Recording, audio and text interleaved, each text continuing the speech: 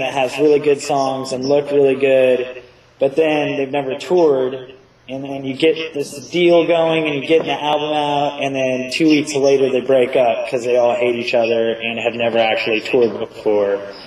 Or, oh, our band keeps on breaking down. We can't do this. Why can't we have a bus? You know, I like to find bands who aren't a bunch of like wusses and who actually know how to tour and know that that's what they're going to have to do for the rest of their career, is play live shows, not just play their hometown a billion times.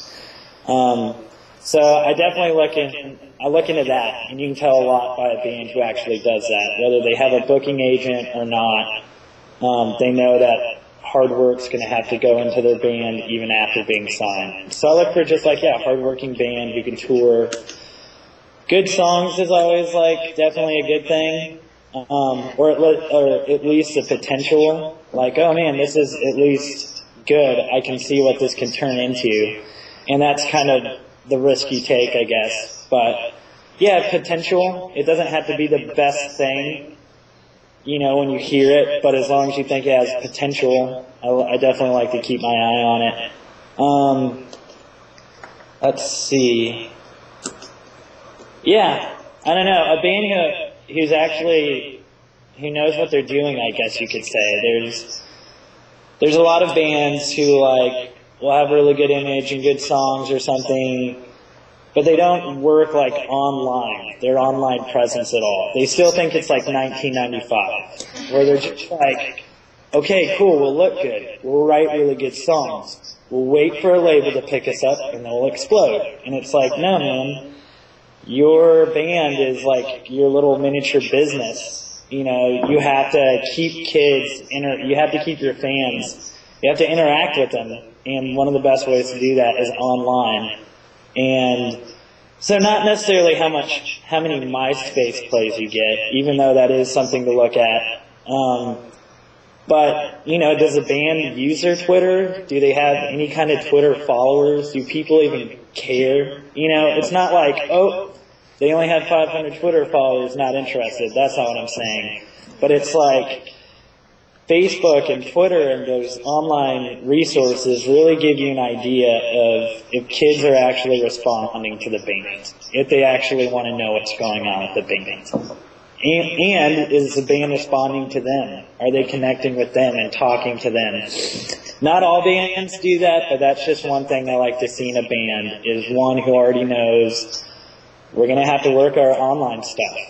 And we're going to have to know how to run that, because that's something that's not going to go away for a while, if ever. So yeah, I don't know. So yeah, band who knows how to tour, hardworking, and has just got a good online presence, response with their fans and stuff like that.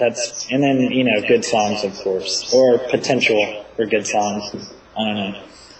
Those are some of the most important things that, for me, anyways. I have a question. Because people asked me this before, and I was always like, I have no idea.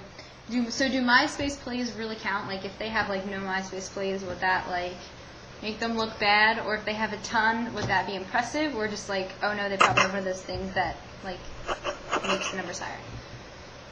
I don't know. I guess you could go both ways with that. You know, because I mean, people still send us demos and like press kits, and I'll read the press kit, and I'll be like, oh my gosh, our fans love us so much.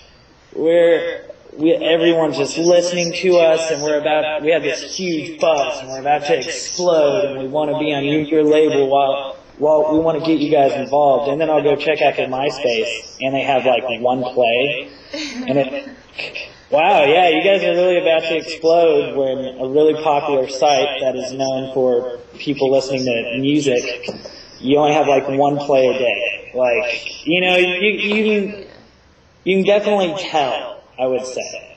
You know, but I mean, then you have other bands like the Millionaires, for example, who have like millions of plays, and they have like 40,000 plays a day, give or take, and you're like, oh man, this band's going to be huge or something. But if you were just to go off plays alone, like, you know, their last EP that they sold hasn't really sold a lot if you want to compare it to how many plays it was getting.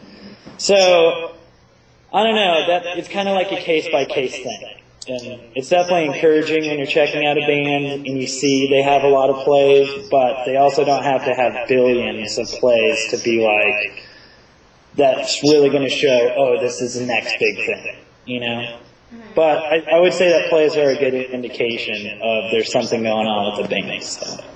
So as far as press kits, like especially us with being in PR, like do press kits really matter, like depending on what they look like or how they're designed or what they say? Like if the music is good, does it matter if the press kit was terrible or? I mean, this day and age, everything's just so different now. You know, like press kits used to be really important about letting people know about your band because there wasn't a MySpace or a Facebook. You know what I mean? You had to put your whole band in a package and be like, here it is. What do you think? What do you feel? Now, you know, I would say that they're important, but maybe not as important. I guess the format of a press kit has changed. You know, because now you can just like make a Facebook or a MySpace that has all your info into one, and people are so on the just like the internet now that you can just send a link and see a full-on press kit. You know, I don't know. See, like press kits are funny because there's this one press kit I remember I got when I was an intern, and it was the nicest press kit I had ever seen. It was like someone went to a lot of work, looked super professional, just, you know, the photos and everything, and it's like, okay, cool, but what's really important is what you actually have going on besides this. So then I went to like, you know, kind of online to see if there's any buzz about it, or, you know, anything like that, and the band had none, and it was just like, wow, maybe you should have spent this like $500 that you use on this press kit for gas to go on tour and maybe get kids stoked that way. You know what I mean? Yeah, not trying to be mean, but it's just like, you know, it's just like, dude, why spend that much money on a press kit? You should be focused on like actually talking to kids and stuff instead of just trying to impress a few people with your nice press kit, you know. Maybe they didn't know at the time, or maybe they thought it would work. Still really cool press kit though, but that's just one example.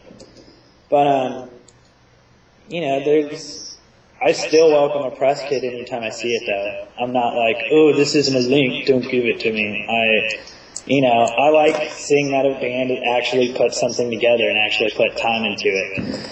But if you're going to make the press kit, just don't put all this stuff in it of like, oh man, there's so much buzz about us, just listen to us. And it's like, well dude, I'm going to check online and actually do some research. So, you know, I hope it matches up so you don't look like a loser or something. I don't know. Like, I don't say that to be harsh or something, or that there's like a certain formula. These are just like my opinions on the matter. I don't know. I just want to make sure that's clear, that I'm not like some know-it-all. These are just things that float through my mind that I wonder about. So. Yeah, that's good. Yes. Do you have any advice for like, local musicians, underground musicians that are trying to make it big? But what's your advice to them? You know, if they really love music and they really want to make it, like, I mean, what is making it? Like, what does that look like? I mean, I know there's like a general thought of what making it is. You know, used to, I mean, some bands still think that getting signed is when you make it. My brother's in a band, and that's basically like that's their main goal. You know, they want to get signed, but that's making it to them. That's like their first making it step. So that's like my question, I guess. I don't know. I would, if any band really wants to make it, I guess they should ask